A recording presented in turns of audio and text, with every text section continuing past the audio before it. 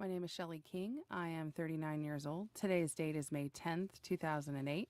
We're in Sacramento, California, and I am interviewing my father. My name is Lester Scoggins. My age is 67. Today's date is May the 10th, 2008. We're in Sacramento, California, and my relationship to my partner is a father-daughter. So, Les, tell me about you and your family. My family mostly consisted of Texans, born in the state of Texas. I have 7 siblings. And what are their names?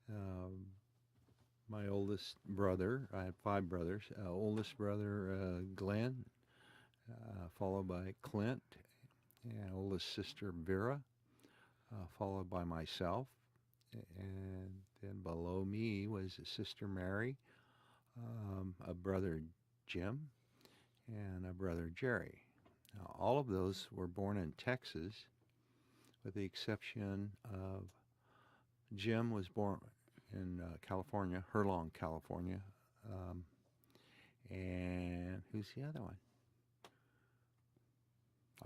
I forgot the other one. That was Born in California. I believe there was 2. Nope, wrong. That's okay. And where in Texas are you? Well, Pampa, Texas was 4 of them, I believe, and then myself. I was born in Lufkin, Texas, which is the eastern part of Texas, and that's it.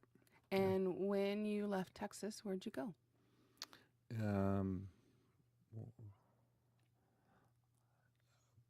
Let's see, when I was old enough to remember, we went to Herlong, California. At that time, I had there was 4 of us in the family. The first time we left Texas. And who was the family at that time? That would be my mother and father, of course. Who are? And that was. You haven't named them, so. My dad's name was Clint Scoggins, and my mother's maiden name was Wanda Ray Beck. And then my oldest brother, Glenn, was born in Pampa, and Clint, born in Pampa. Vera was born in Pampa. I was born in Lufkin. Jim was born in Herlong. Jerry was born in Pampa. Right. And so when you got to Herlong, how old were you? That you can remember, the stories. Well, that would be the year that my brother was born, so I was like 5 years old, I guess. Okay. Jim. And what do you want us to know about that time? Herlong, I remember, was a military base, and the reason I remember that is there was always these John Philip Sousa songs. You got to remember that that was still very fresh World War II memories, and so all the people that lived on the base walked to work to the sound of John Philip Sousa marching songs. So I remember a lot about that. I remember that we were there, drawn there by my uncle Edgar Scoggins, who was in the Army, and he was stationed there. It was an arsenal depot. My mother's family followed. So I remember her brothers being there, and her father, Walter Beck, her brothers Eldon Beck and Dub, and Billy Dean. Yeah, I don't remember any of the sisters, but. And her mom was dead at this time. And yes, your mother. mom My mom's mother died. Well, she was, I think she was oldest in her family, and I think she was around 13 when her mother died, and consequently, her dad could no longer, he lost his, you might say his all of his savings and his grief over his wife all coincided, and he lost the ability to take care of the kids. So all of my mom's siblings, except her, went into an orphanage in Texas. And how many siblings did she have? My mother had, oh gosh, I'd have to refresh my memory. I think it was something like we had eight. Eight. And all of them, with the exception of her, were in the orphanage until, I believe they said they stayed there for 10 years. So it would have been like 1946 to 1956. Okay. Why didn't your mom go to the orphanage with them? She married my dad, and that's the only thing. That she was the oldest of the family, and she was able to dodge the orphanage by getting married, I suppose you could say it. So what else do you want us to know about that time? It sounds like the family was reunited in California from a... Yeah, in Herlong there, her family, some of Dad's family. Dad had a large family. I mean, Dad's family was like 13 siblings, mostly girls. I remember my dad's family as being workers, kind of what you would call workers of the field, of crops. They like followed agriculture. My dad wasn't. My dad was knew a lot about machines, and early in his life could fix motors without any training. So he became a mechanic, auto mechanic, a very good auto mechanic. Traveled everywhere and could get a job anywhere. And consequently, we moved. Well, I had a different home every year of my life for 19 years. Every year, we moved to a different school. So I had 16 schools in my history before I graduated from high school. That was in part because he could easily get a job, a good job, and so he liked to. I guess you might say he was an explorer. What was it like to change schools that much?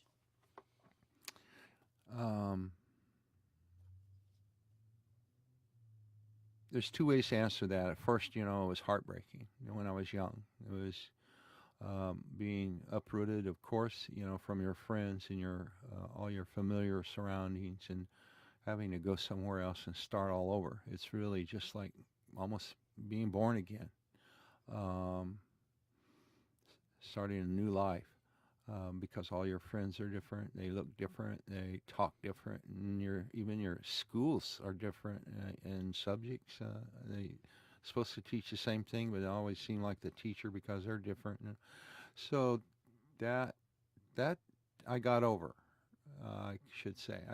We did it every year. It was just, I started looking at it as if it was just a way of life, and it wasn't a negative or a positive. It was just a way of life, and became something of an adventure then. And I began to look at it like that, as an adventure. It truly was, because we moved to different states, Idaho, California, back to Texas, back to California, and different towns. So it was quite an adventure to see all the different sites and natural resources, I guess. We had a beautiful home in Idaho. We had our own pond. We had like 40 acres, and it was a government sort of grant that my dad applied for and was given. And if we had stayed there, it would have become, it was going to be gifted to him. But he got wanderlust in about a year, and we moved. But we had a lake, a big, huge house, and acres and acres of beautiful land there in Idaho. It was farmed. potato crops, and I remember picking potatoes there in Idaho. I was very young, and the bags were very heavy. You pulled them along between your legs, and I enjoyed that.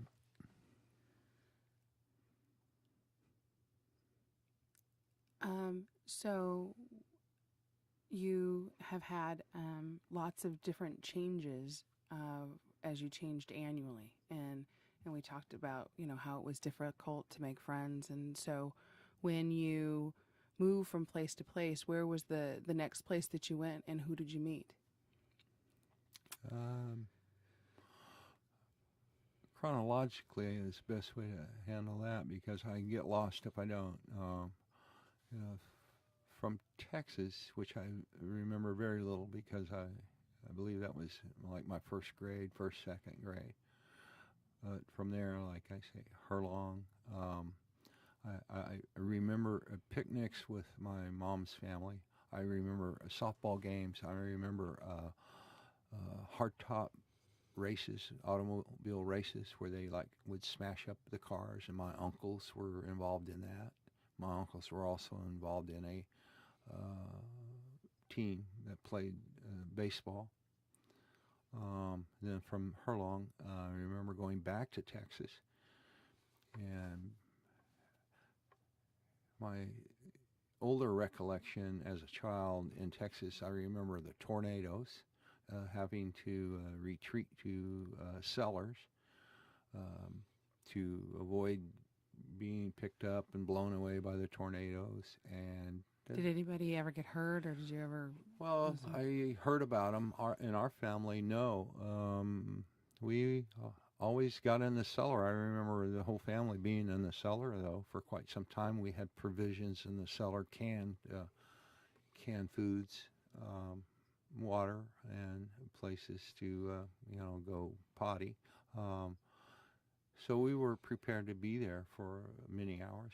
I remember that. So that stands out. I remember going to school, having a good time. At one point, I was one of those, what do you call them, a sign boy. You had to put the stop sign down, and a guard, a crossing guard. A crossing guard. There you go. I remember that at a very young age. I had a little uniform, and I was, I remember being proud that it was, all pressed. Back to California, my first time in Winters area, I should say the Yolo County area, Woodland, Winters, Davis. We moved away and back, and moved away and back like 4 times. We moved away from Winters and back to Winters. And what years were these about? Well, 50, I think the first time would have been when I was like 11 years old, 10, 11. It would be 1952. Okay. And we all lived in a room that's about the size of this trailer, so that's 9 people. It was very, very small. We didn't even have running water or a restroom in that building. It was actually a shack for the farmhand that worked there, who was my father's brother. His name was Fielder John. Very interesting because that's all he did. His whole life was worked in the field.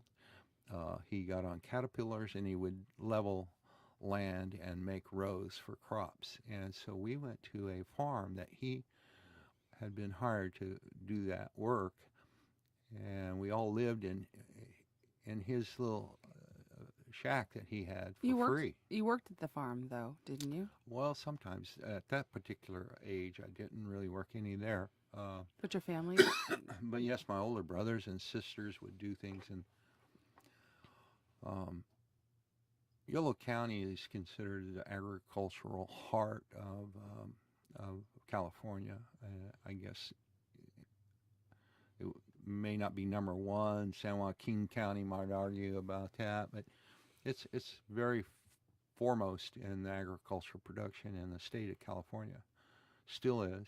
It's still going on there. A huge amount of fruit being produced there, fruit and nuts, apricots, peaches, almonds, walnuts, tomatoes, sugar beets, alfalfa crops.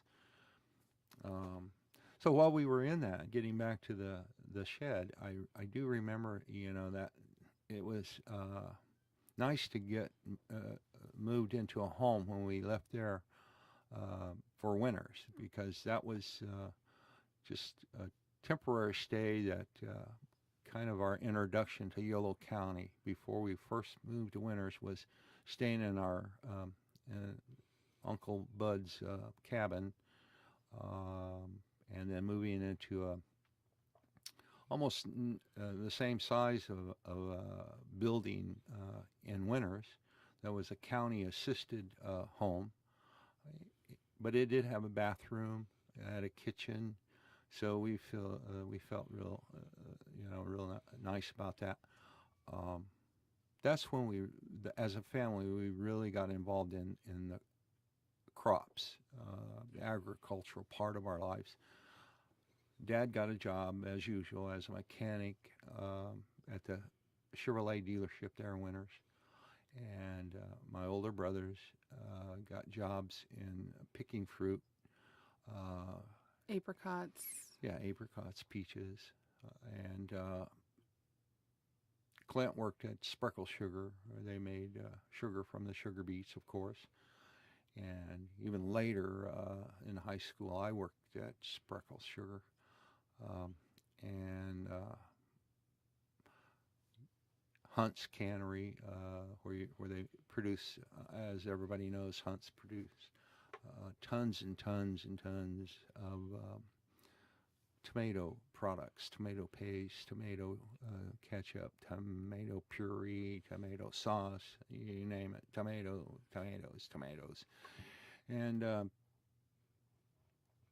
in addition to working canneries, we worked in nut packing places, our fruit packing buildings, where we shipped all over the world from Winters and Woodland. So the experience that I have and remember foremost in Winters was the agricultural part of the living for everybody. I always had a good summer job, had money by the end of summer vacation to spend on new clothes and maybe a bicycle or whatever, stuff like that. Tell me about some of the people you remember from Winters. Well, I remember farmers. I worked for different farmers, sometimes the same one every time we would go back. Like I said, we moved the first time to West Sacramento, and went back a year later. Very little I remember about West Sacramento, but we went back to Winters. Worked for Spanish names. All of the Winters area and a lot of the agricultural lands in California are Spanish land grants. They were given by the Spaniards, and that's how they got started, was by farming.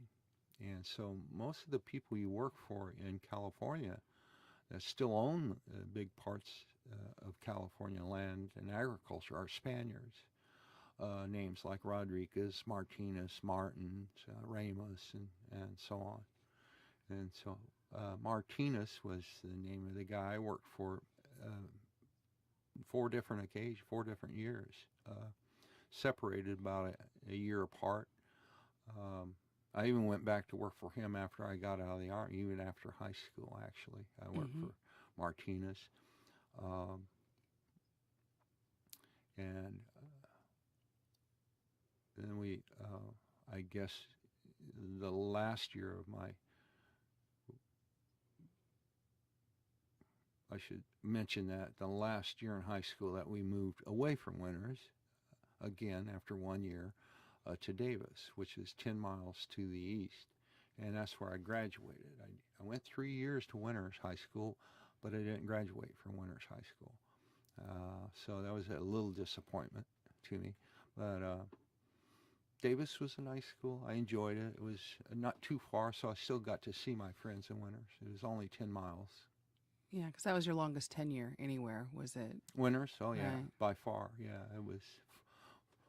Uh, not to mention the years in grammar school, which was 52. Let's see, 50. It might have been 53, but I would say 3 years in grammar school. So that had to be the longest stretch in one place that ever in my life was the grammar school in Winters. Um, I had a nice accomplishment there in grammar school.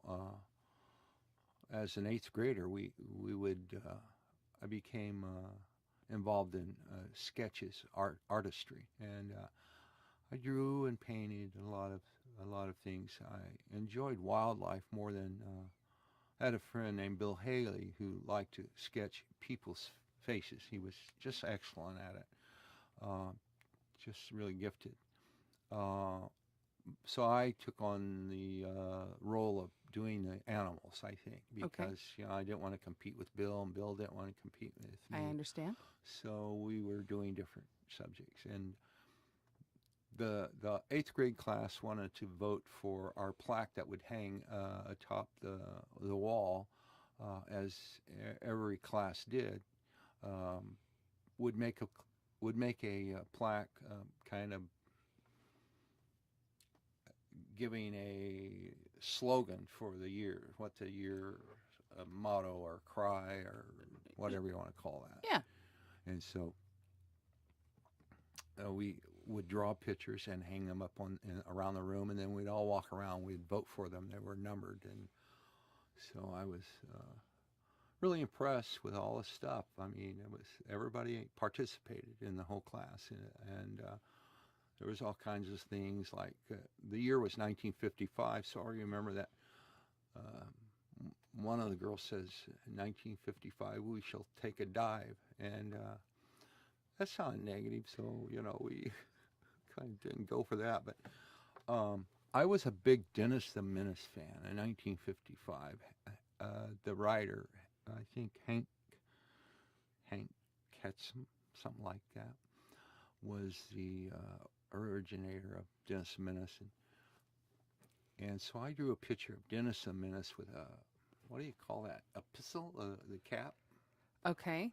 Whatever they call the cap. those, pistol or pistol, cap and gown, and it was in our school colors, blue and gold, and below his face and shoulder hung a plaque, and we voted on that, and I was selected, and it said, "We have graduated because we concentrated." And so that was the first deviation from, in 1955. All the previous classes always said something like, we're going to blast off, or we're going to take a drive, or everything seemed to do something with a movement, or a vehicle or something like that, a horse and carriage. When this is the first time that it seemed, I don't know, what do you want to call that? Cerebral? Whatever. Or a pivotal time, yeah. And you had, So it was nice. I got to paint that. I got to make it. I took a lot of pride in doing that. And you got the plaque. Got the plaque. And it's still hanging in that school to this day, as far as I know. And what school? And that was, I believe it was called Winters Grammar School. Okay. Yeah, nothing fancy over there. Winters High School, Winters Grammar School, Winters Kindergarten. I don't know. Anyway. What else are you proud of? Well, I don't know if that's a word. Yeah, it is the word proud, but it's also, it's kind of like achievements are sort of too. I finished high in essays. I was a good writer. Then I lost the touch for later in my life for both of those, for writing and for drawing and painting. I don't do either really. Well, begrudgingly, I'll do it. So, I was more proud, I guess, or felt that I was achieving when I drew things, when I wrote about the Bank of America gave me a award for writing about the Stars and Stripes, and I remember just writing about "Oh say can you see," and then I would add my own words to that line, and then just expand on it, I guess you might say. So tell me about the Army. When did you go in? Well, the Army, I went in 1959, the same year I graduated from high school. Um, I was supposed to go in with Jim West and Richard Sellers, my two longtime schoolmates from Winters. They both promised me that we'd all go in on the buddy plan. And the two of them, I guess they said they got to drinking and they went over to Woodland and joined without me. So when I heard, upon hearing that, I ran to Woodland and joined too, but I was about a month behind them. But I still caught up with them in Germany. So we were all over there, and we got together in Germany, and Elvis Presley was over there. You were stationed together, or did you just... No. You were on different... They were in different, even though they were on the buddy plan, the two of them, they didn't get stationed or the same kind of duty. One was, if I recall, Richard was in some sort of silly artillery battery, which didn't sound right because he sure wasn't that kind of guy. And Jim was in tanks, sort of like Elvis Presley was. And me, I was in the Signal Corps. I was a clerk typist, so I was head of the orderly room, or what they call a company clerk. So you were Radar O'Reilly, really? More or less, yeah. Radar O'Reilly. I always thought Radar O'Reilly was such a wusp. I was never a wusp. Okay. Most of my officers actually saluted me instead of vice versa. I don't know, I had an attitude. But we had fun. We had a lot of fun. I was voted the company representative for my company, 545th Signal Battalion. The men in that company, boys really, all thought that I was really for them, which I was. I had to type the ration cards. They didn't get cigarettes or booze. I had to type those cards up for them, and they didn't get to go on pass or leave unless I typed it up for them. So I guess you might say they voted for me. I used to accuse them of voting for me because, I had all the privileges. They were buying your vote. And they were exactly. But they said that no, they thought that I did a good job of representing them, fairly and sticking up for them. And being How long were you in Germany? 33 months, yeah, almost the full 3 years of my service time. I did the basic in Fort Ord, California, and then I went to Fort Dix, New Jersey, and sailed across the ocean both ways on the USNS Rose. Long trip, very miserable trip. All these guys getting sick, seasick, and unfortunately, I would eat right out, mix all of that. But anyway, I was okay with it. But 3 years is what I enlisted for, and I served 33 months of that over there in Mannheim, Germany. Okay. And what was the political engagement at that time there? Well, of course, you're talking about 1959, 60, 61. It's all, 15 years later than World War II, after World War II. And we were occupational forces. So we were there to show them how to rebuild, aid them, assist them. I'm not so sure the GIs did that. We were kind of a pain in their neck, really. We were young kids, almost all of us, and so we taunted them. We felt superior to them. They were conquered people, and that's the way we treated them.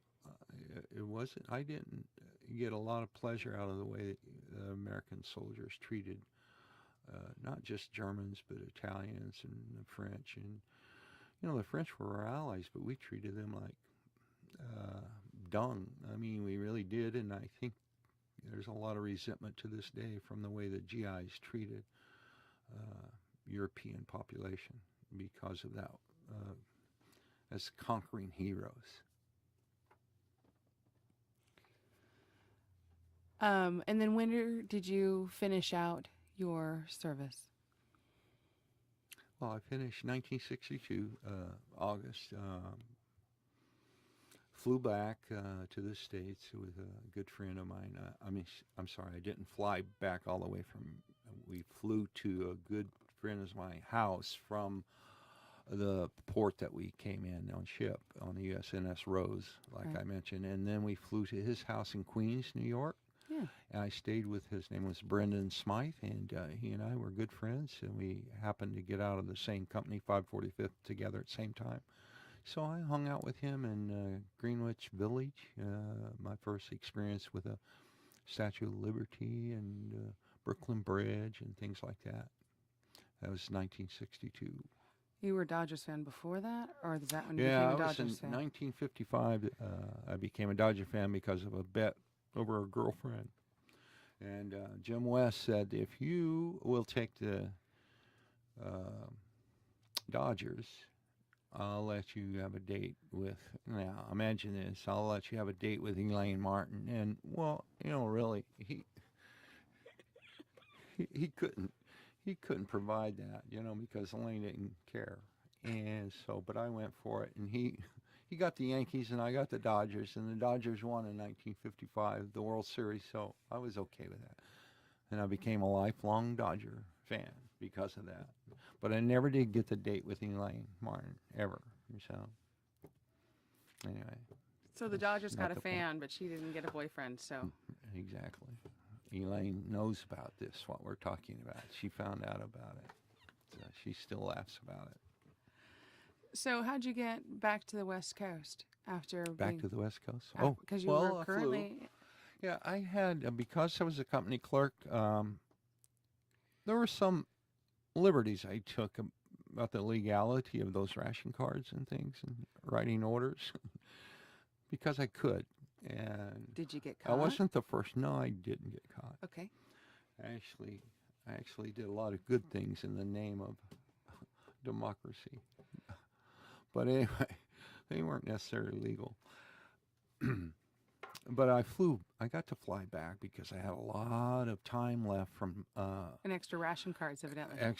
Time that I never deducted from taking all these leaves that I took. I had like more leave than anybody in 3 years, and then I still had all my leave left. I don't know how that happened. So anyway, I used all that money. They paid you for all those days that you didn't use because they felt like it was your savings plan, really. It was really nice savings plans. But anyway, it worked out fine. I got some benefits, and I guess they can arrest me now, but it's too late. I spent the money. I want to make sure that you mention anything that you want covered regardless of when it happened. And if there's something that defines you or makes you happy or is really memorable that you want to make sure gets talked about, I want to make sure that that's recorded. Oh gosh, what would that be?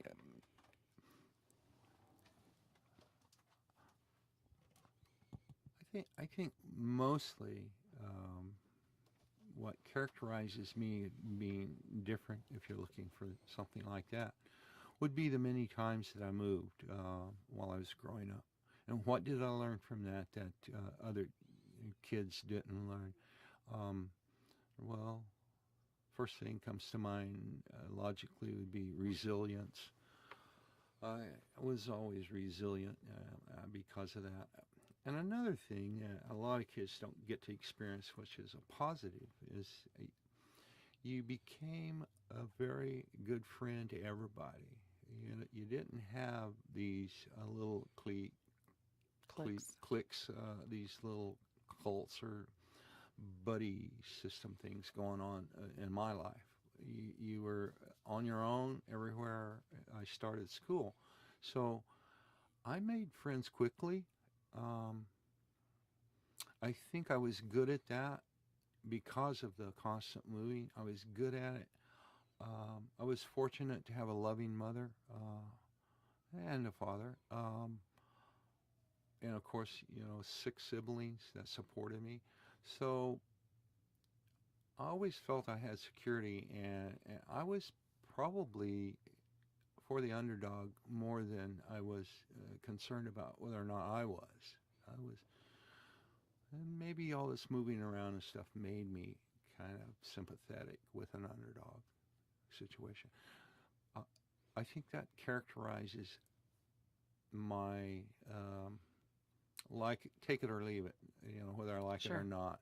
That I was reared in that atmosphere, and so I'm very versatile at meeting people, whatever their race, color, or creed is. Tell me about your life today, and or your more Well, recent life. as you know, I'm currently retired after, for 25 years with my wife Maria owning a beauty supply store in Auburn. Prior to that, I've always been in management. My degree is in management.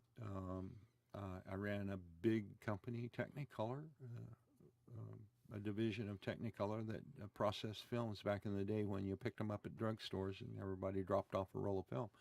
We were the largest processor here in the state of California of film, and I was a general manager for that firm. I think we're in the newspaper here in Sacramento. I am, being the youngest exec to at that time have a $5 million business um, profit. So that was a notable thing. Mm-hmm. You know, being in business and being in management over people, I think, came as a natural thing for me, not only from the military experience, but from my college education and from my growing up experiences. You're a really good coach, and do you think that that's part of because you have an ability to lead, but also be gentle in your guidance? Do you think that your bringing up made you? No doubt about it. I mean, I was everybody's, I guess you might want to call me their mentor, and I didn't mind being that. I didn't care. I was the only senior in Davis High School that got an A plus in PE, and I didn't even participate in sports. But I got an A plus, and the coach said the reason I got that was that I stuck up for the freshmen. That when anybody jumped on their back, I was there to stick up for them. I got in a fight in the locker room many times with seniors there because they were picking on freshmen. So I believed in sportsmanship no matter what age, what class, again, what color. I stuck up for some many times for black boys, Mexicans, in my different capacities. We haven't talked about your sense of humor at all. Well, I mentioned her long about my mother's family. I have 5 uncles, her brothers, and they were all big teases, and I grew up with that, and I owe them that sense of humor. Or mischievousness, whatever. I'm not sure it's a sense of humor or is it just a lashing out, but trying to get even. But I do like humor. I do like to laugh. I like to make other people laugh. You have a nickname, and what A is nickname, Bebop. Well, high school days, 55, I just started in high school, and that was the year Elvis Presley, 56, I went into high school, and so Elvis came out with Heartbreak Hotel and the sideburns and the swiveling of the legs and the hips and all that stuff, and I was quite into that. I was 13, 14 years old, and it was good stuff, and so we had a little chicken coop converted into a dance room, sound stage, you name it. And we all got in there And we'd sing these songs and learn how to do the dance, watch the TV, black and white, all fuzzy. But we would rock and roll. And, you know, I was the Fonz before the Fonz even knew about the Fonz. Yeah, they call me Bebop because of my dancing abilities off of that show from Dick Clark. Yes. Yeah. My sister Mary Kay and I. That's that's how that came about. That nickname. Any parting words that you'd like to say? Just God bless everybody. Thank you, Dad. You're welcome, daughter.